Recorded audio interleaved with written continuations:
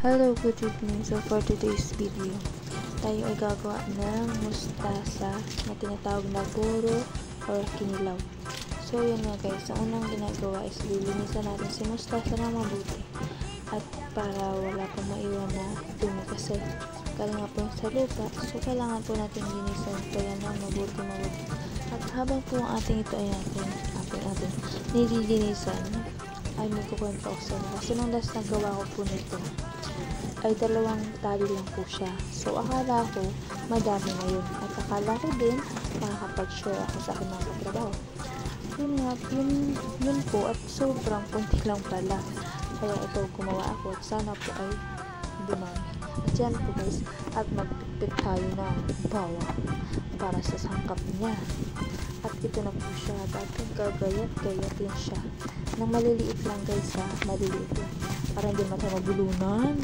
Yun po, gayat-gayatin na mabuti. At yan, kaya pala naka-plastic pa tayo siya ng kamay. Yan daw, binalutan natin ng plastic natin kamay para naman medyo din kasi may matuling sa kulit. Kailangan natin malinis sa ating kamay. So yun guys, yan, gayat-gayat lang po na mabuti hanggang natapos po natin yan. At ito na nga guys, lalagyan natin ng asin para sa ating paglamas niya. Ayan guys, ating mabuti para matagal ibang katas. Nasa ganun hindi siya masyadong mapait.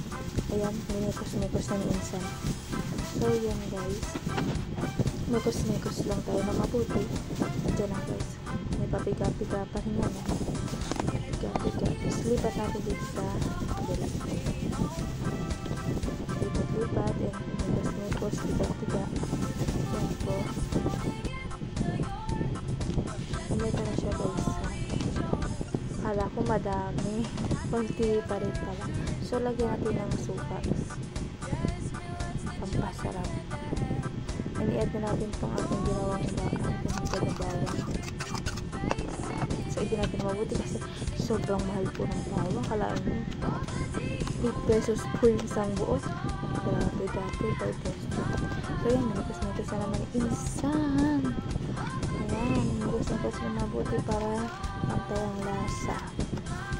Hindi tayo ma-disappointed. Add po din tayo ng asin kasi medyo baka maging lasa.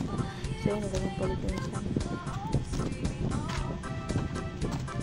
Mekos lang po ulit. Mekos na mabuti.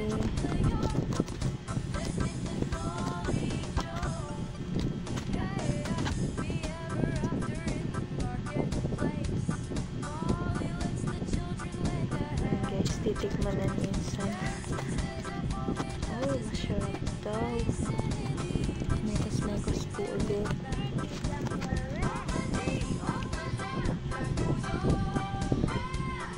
Ito na guys ang final look niya. Diba ang unti?